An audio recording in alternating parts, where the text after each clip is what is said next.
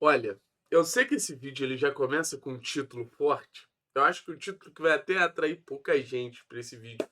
Mas eu acho uma temática muito importante da gente entender o problema que, porra, a gente falou na análise pós-jogo e o Odair ele também trouxe na coletiva e como a gente pode solucionar essa questão envolvendo o setor que o Odair ele pretende priorizar, que é o meio-campo, né? O técnico da Helma, ele busca fazer um meio-campo mais forte e isso é facts, facts, facts. Seguinte, vamos lá. Vamos primeiro no problema, né? O Atlético se posicionava assim para atacar a equipe do Atlético Goianiense. Era um time que jogava no bloco baixo, o Atlético no bloco alto. Então o Atlético tinha uma saída de três com o Esquivel que subia um pouquinho mais. Aí tinha o Careca abrindo um campo de um lado, tinha o Tevez abrindo o campo de outro, Falcão e Filipinho nas costas da primeira zona de pressão, Zapelli e Juliano por dentro, o Renan mais à frente. Qual foi o grande problema do Atlético nesse cenário, gente? Foi esse aqui. Eu não vou conseguir marcar tudo de uma vez, mas é basicamente esse aqui.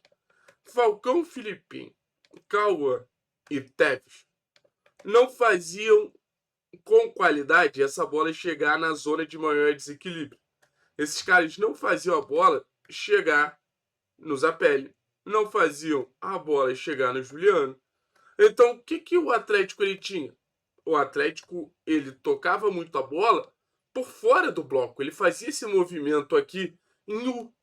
Entende? Vou até mudar a cor aqui. Então era do Tevez.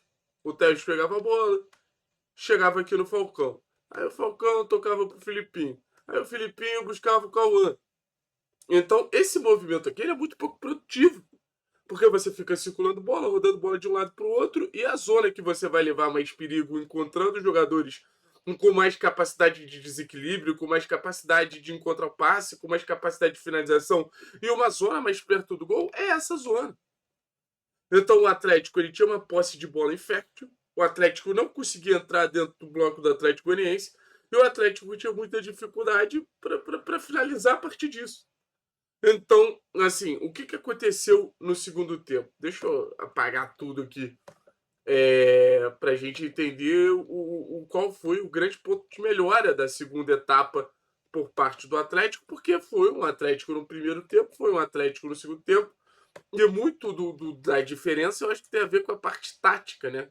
Você fala muito da parte anímica, da parte competitiva, que o Atlético começou a correr mais, ou que o Atlético Goianiense começou a correr menos, mas o que, que aconteceu? De alguma forma, né?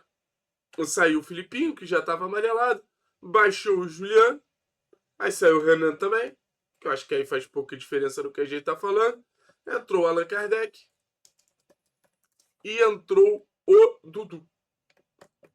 Então, qual foi a grande diferença no meio-campo? O Atlético ele passou a ter três jogadores de muita capacidade técnica por dentro.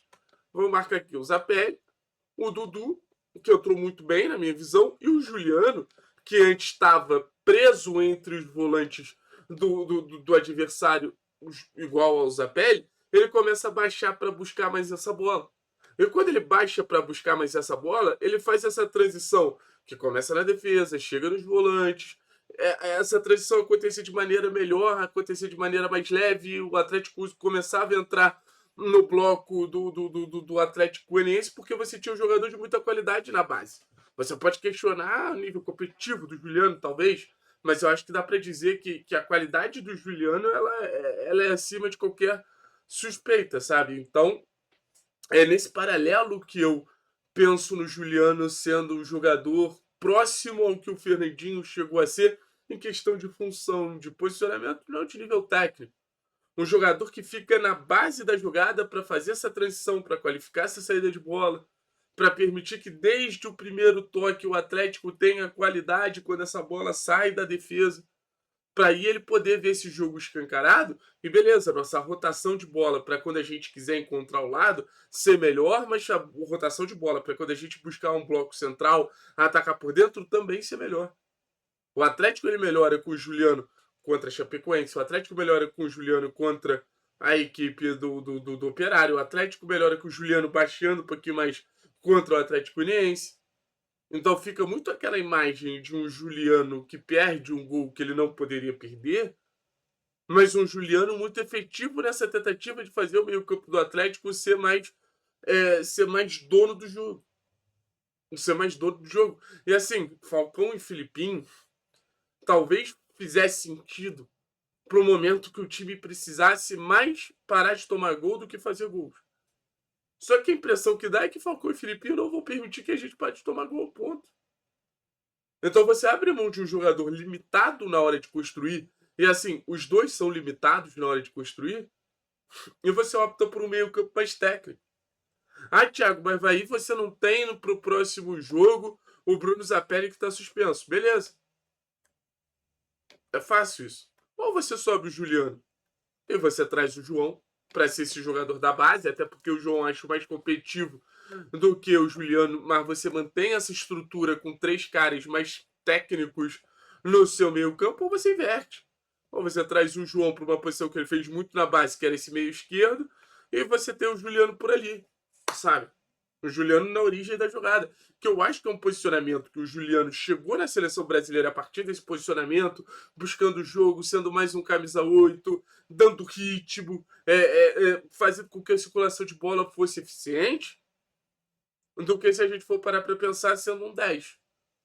Sendo o jogador de chegada. O jogador de chegada, o Juliano, porra, talvez tenha sido no Inter, no Santos, mas no auge do Corinthians, no auge do Grêmio, no auge do Fenerbahçe, ele era muito mais esse camisa 8. Eu acho que a gente supre uma necessidade que a gente não tem no elenco, que talvez a gente devesse ter contratado. Esse camisa 8 de mais qualidade técnica.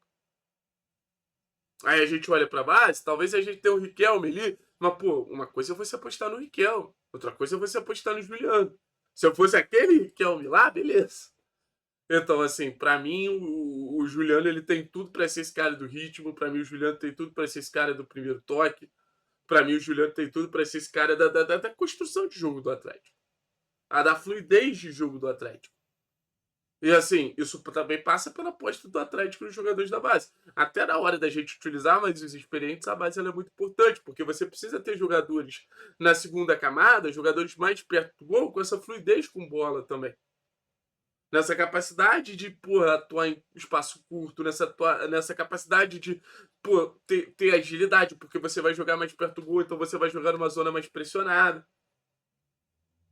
Eu acho que, pô, desde que o Odair chegou, o feedback que ele tem é quanto mais qualidade, quanto mais capacidade técnica, quanto mais capacidade de desequilíbrio a partir do passe, da qualidade de, pô, individual, o Atlético ele dá respostas melhores. Ele dá respostas mais concretas. Valeu, pessoal? Então, assim, é uma ideia tática. A gente vai pensar muito sobre possibilidades táticas ao longo da semana, já que o próprio Odair falou em buscar soluções. A gente vai tentando ajudar aqui também. Valeu? Tamo junto, é nóis.